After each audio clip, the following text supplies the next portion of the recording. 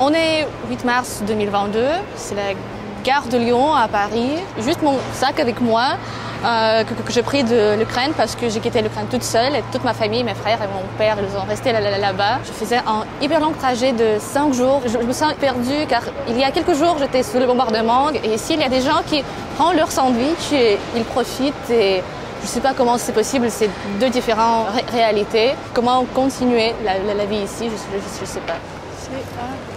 Juste ici, il y a mon amie, elle va me ramener. J'apprends le français depuis, je pense, 20 ans. J'ai commencé quand j'étais tout petite. Pour cette amie, on a fait des échanges scolaires. Et moi, j'ai vraiment de la chance parce que je suis prof de français depuis 8 ans.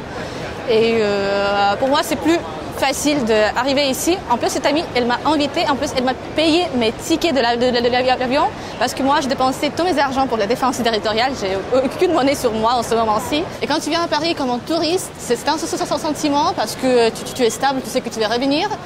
Et maintenant, tu arrives et tu ne sais pas pour combien de temps. Je suis toute seule sans mon papa et il ne peut pas profiter de ce moment avec moi.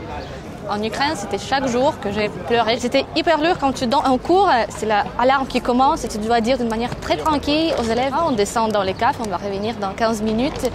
Et tes élèves te disent « Madame Anna, est-ce qu'on peut continuer encore 3 minutes ?»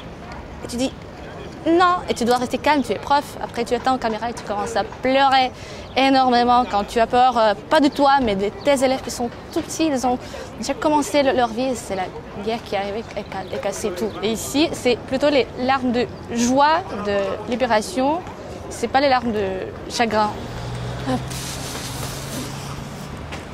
J'ai peur d'être perdue. J'étais toujours attachée comme une petite panda avec elle parce que il y a trop de gens, il y a trop de bruit, il y a trop de trains et je ne sais pas où on va. Donc ici, ma copine m'a acheté un ticket parce que je n'ai pas ni carte bancaire ni la monnaie. Elle m'a donné ses tickets et je pense que je vais le garder pour toujours, mon premier ticket à Paris pour se souvenir. Maintenant, on arrive dans un quartier Château-Rouge, c'est un quartier africain. Et à Odessa, il y a 5 grandes nationalités, donc je suis habituée à ça. Mais chez nous, il n'y a pas un vrai quartier africain. Et je me sens tellement impressionnée de tout ça, tout ce qui se passe, des gens. C'est un truc de ouf de cette nouvelle culture à Paris. Et ici, je me sens vraiment bien parce que les escaliers comme ça, c'est quelque chose de très courant à Odessa, dans une vieille ville. Et quand j'ai vu cet escalier, j'ai dit « Ah ouais !»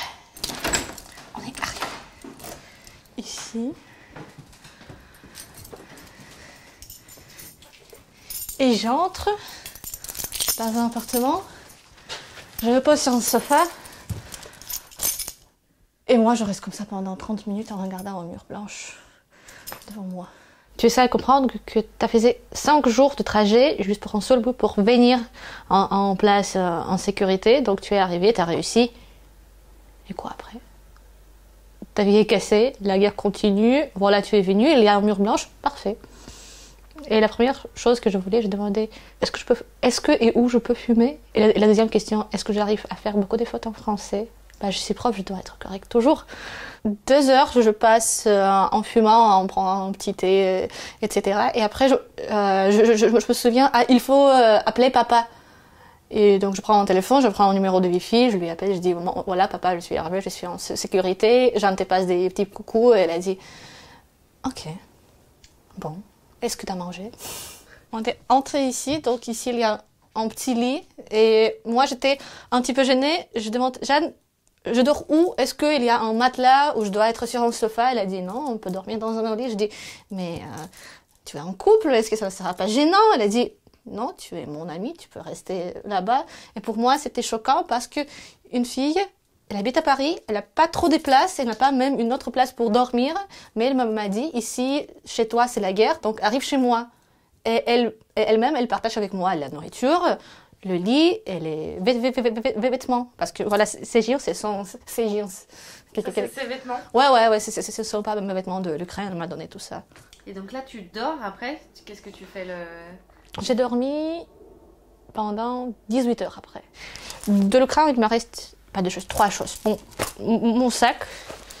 Ton ordinateur? Ouais, mon ordinateur, les clés de mon appartement que je porte toujours avec moi, même s'ils sont lourds, je pense que c'est 300 grammes. Et le mouchoir de mon papa qu'il m'a donné le matin quand j'étais partie et j'ai hurler. Quand tu pars, tu penses que c'est pas pour longtemps, mais quand tu arrives à penser que c'est la guerre que tu enfuis. En plus, mon papa, il essayait de blaguer. Il a les yeux pleins de larmes et il essaye de me rassurer en racontant des histoires, des blagues, des anecdotes. Je ne le lave pas. Son odeur? Ouais. Bah, c'était en tissu de son grand-père. Il a donné ça à mon père et maintenant c'est chez moi. Le soir, je mets ça sous mon coussin et je dors comme ça. Je n'ai aucune peur à propos de moi, je veux me débrouiller en tout cas. Et j'ai peur de mon père vraiment parce que quand sur mon téléphone, il y a une appli avec les alarmes à Odessa et chaque fois quand il y a une alarme, je l'entends d'une manière directe. Et j'ai toujours peur. Ah, tu peux savoir en direct les alertes. Ouais, les alertes. Donc tu les vis en même temps qu'eux. Oui, avec mon papa, et c'est toujours un petit peu frappe. Comment ça marche, j'ai toujours peur de. Il y a combien d'alertes par jour? De 3 à 6. Cette copine qui m'a hébergée, elle a dit j'ai une soirée mon ami, on doit y aller. Donc on était là-bas, j'ai passé la soirée tranquille, presque en ne parlant pas avec des gens. Mais dans un moment, ils entrent dans le café, je le vois, il s'approche, il me donne la main et dit ouais, Abdelkader. J'ai dit ouais. Coup de foudre. Après 2 semaines que je suis venue en France, j'ai rencontré Wawi et j'ai tombé amoureuse. Et donc j'ai ménagé dans cet immeuble chez lui.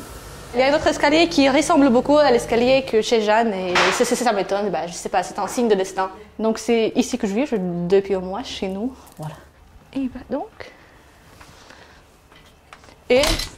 donc voilà, c'est un appart dans lequel je vis maintenant. C'est très artistique chez nous. Donc la France a changé ma vie complètement parce que ici j'ai rencontré un peintre hyper doué.